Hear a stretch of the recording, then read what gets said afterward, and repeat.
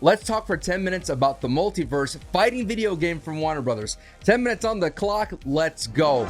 Wow, unbelievable. I really can't believe that. Look, I'm a big fan of fighting games. I love them all. X-Men versus Street Fighter, one of the greatest crossovers of all time, is about to get a rude awakening because, Warner Brothers is, before it was just a leak and a rumor, but it is now true. It is fact. It has been revealed that Warner Brothers, alongside with Player First Games, is going to release a multiverse fighting video game that includes Warner Brothers properties. And it's not just like, oh, there's DC versus Mortal Kombat. It's not that. It is beyond that. Let me just tell you the roster real quick. Batman, Superman, Wonder Woman, Harley Quinn, Shaggy, Bugs Bunny, Tom and Jerry, Arya Stark from Game of Thrones, Jake the Dog from Adventure Time, Finn the Human, Steven Universe, Garnet, and Ryan Dog, all coming from different facets, from cartoons to movies, from old school cartoons with Shaggy, and that is just the initial, and it's all free to play. That is what's going to be awesome. There's going to be cosmetics, and for those of you that are big about the fighting game itself, they made a video about this from the studio that made it, like I said, Player First Games, and they said, quote, full crossplay support, dedicated server-based rollback netcode. And for those of you who don't know, rollback netcode means is that essentially there's always going to be disagreements between servers, between your connection to your opponent's connection. And the way it does is kind of it rolls back the netcode, so that way it kind of syncs it up between the lag between the two players. So that way you get close to like LAN type situation and it feels very seamless. So it's going to be dedicated server-based rollback netcode, content-filled seasons. So it's going to be multiple seasons, most likely maybe battle pass or some way of cosmetics and maybe different outfits because, man, just the entire roster themselves, there's just so many different outfits and things that they could pull from. But, wow, this is just amazing. And in itself, it looks really good. They really talked about, they threw out a lot of words like esports and things like that. Who knows what they're planning to do with it. This is the second kind of Smash clone that has been released. Well, this is going to be released in 2022, but in 2021, for those of you who don't know, Nickelodeon Nicktoons, the classic cartoons, released their own Nickelodeon Smash clone type beat.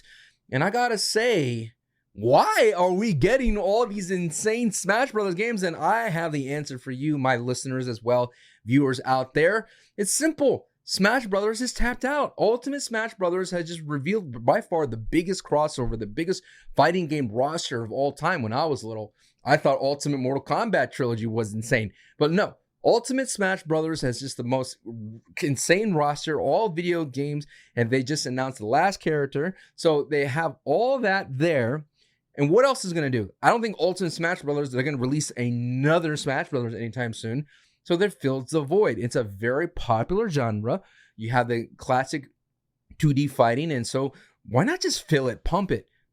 Just pump it full of everything and see where it goes. And I, for one, am excited about the multiverse games. And if you are, it's invited for PlayStation 5, PlayStation 4, Xbox Series X, S, Xbox One, and PC, which is kind of odd that so far that the Nintendo itself is not there. So one of the interesting quotes this is from the official press release, is that we built Multiverse from the ground up to be a cooperative social game that embraces teamwork and strategy. And we are focused on providing first-class online gameplay. Talk about that netcode. So this is going to be really interesting. And I've already seen a couple of footage of it. There's like Steam Universe does a block, and Superman comes in and he does a freeze, and then Batman has his grapple. I mean, there's just so many things that they can do with it. And it's interesting that they actually pulled up Arya Stark, which is a very serious Game of Thrones type property, but they cartoonified her and it looks fantastic. You should definitely check out the footage and see how it is. But what's so interesting is that to see this very serious character in Arya Stark in this type of thing, because it reminds me of Naughty Dog. Let me go ahead and wheel it back. Let me perk the ears of my Naughty Dog Last of Us fans.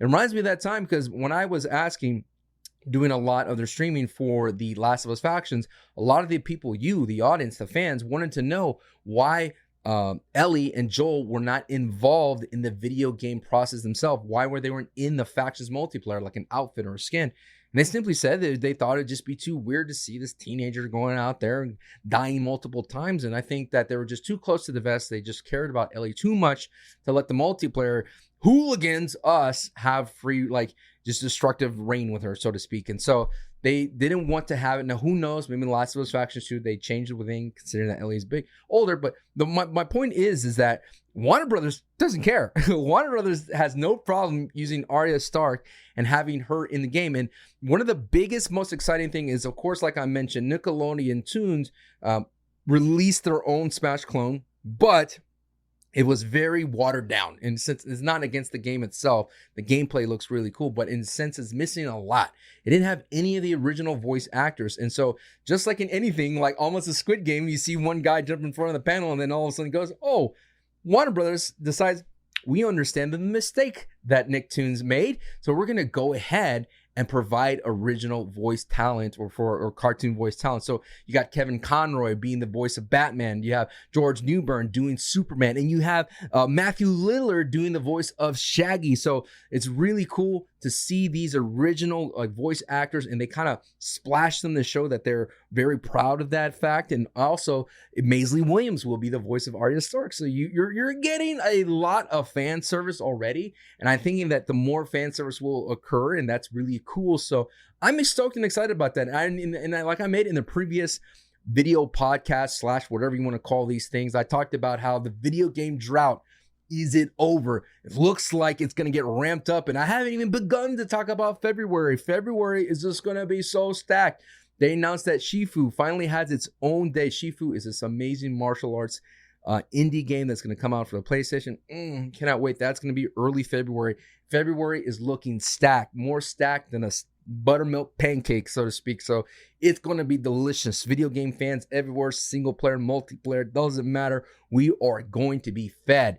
But before we leave this little video podcast, I just got to bring up, I got a bone to pick with the video game audience. I got a bone to pick with the social media world. Everyone's so excited about Nick's All-Star Tunes, whatever you want to call it. Everyone's so excited about the multiverse.